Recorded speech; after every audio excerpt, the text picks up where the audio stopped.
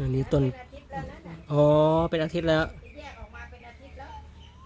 อันนี้คือต้นกล้าผักเคลนะฮะ2-3 วันแรกก็เปียกเพราะว่ามันแน่นเกินไปต้นกล้าผักเคลพอลงไอ้นี่แล้วฟื้นขึ้นมาหน่อยนี่ฮะหน้าตาประมาณนี้ครับเดี๋ยวก็ลงได้ละ